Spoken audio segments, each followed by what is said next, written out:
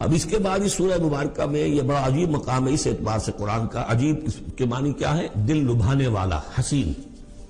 یہاں اللہ کے تقوی کا جو مقام اور مرتبہ واضح کیا جا رہا ہے اللہ کی نگاہ میں، اگر واقعتاً حقیقی تقوی ہے، صحیح تقوی ہے، قلب کا تقوی ہے، جیسا کہ حضور فرماتے تھے اپنے دست مبارک سے 3 مرتبہ آپ نے اشارہ کیا اپنے سیرہ مبارک کی طرف. التقوی ہا ہونا، التقوی ہا ہونا، تقوی یہاں ہوتا ہے. دل میں تقوی ہے تو تقوی ہے.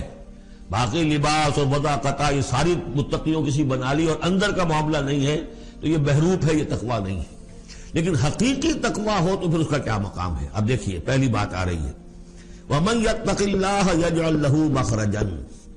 جو شخص اللہ کا تقوی اختیار کرے گا اللہ اس کے لیے راستہ پیدا کر دے گا. جہاں بالکل نظر نہیں آئے گا کہ کوئی راستہ، اللہ راستہ پیدا کر دے گا.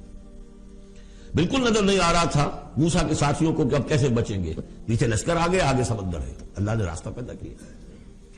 خود حضرت ابو بکر کا جو حال ہو گیا تھا کہ حضور اگر انہوں نے ذرا بھی دیکھ لیا، نیچے اپنے قدموں کی طرف بھی نگاہ ڈالی تو ہم نظر آ جائیں گے. آپ نے فرمایا لا تحزن ان اللہ معنا، راستہ نکالتا اللہ.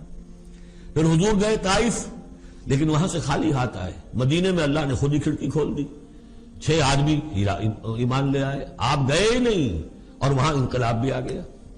عظیم. اس اعتبار سے اللہ مخرج پیدا کرتا ہے. تم صحیح طریقے پر چلتے رہو، تقوی اختیار کرو، صحیح راستے پر جد و جہد کرو. یہ کام اللہ پر چھوڑو. کب اسے منظور ہے اس کا کامیاب ہونا؟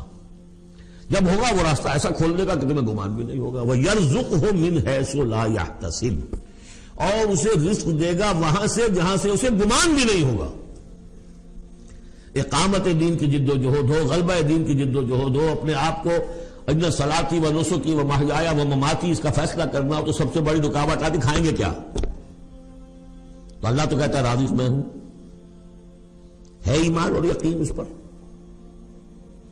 کر کے دیکھو تو صحیح، اس پر اعتماد تو کرو. لیکن یہ کہ اس پر اعتماد کرنا، توکل، بڑی مشکل بات ہے. وہ تو جتنا ایمان ہوگا اتنا ہی اعتماد ہوگا، اور گہرا ایمان ہوگا گہرا اعتماد ہوگا.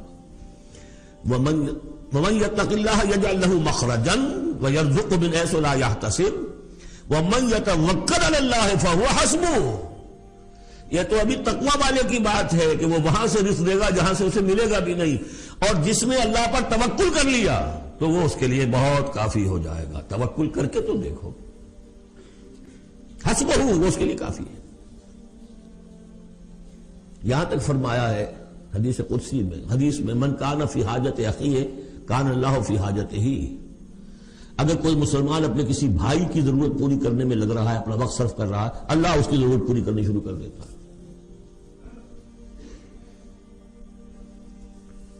فکر ماں در کار ماں آزار ماں، کار ساز ماں بے فکر کار ماں.